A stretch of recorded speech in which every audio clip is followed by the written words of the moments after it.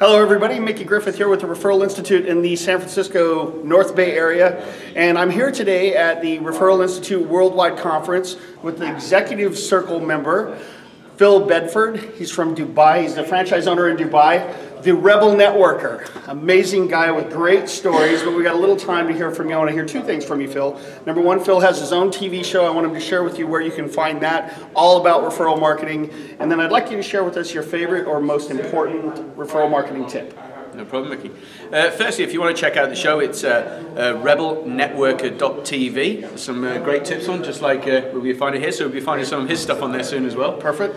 So my tip for you would actually be find people that you want to be around. Positive-minded people that are always looking to better themselves and the people around themselves.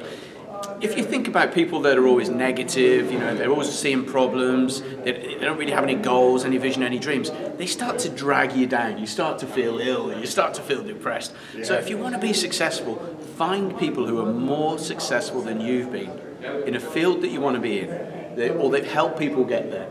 They're positive, they're driven, you know, they love life. And you know what? We become the average of the people that we're surrounded by. That's a fantastic tip.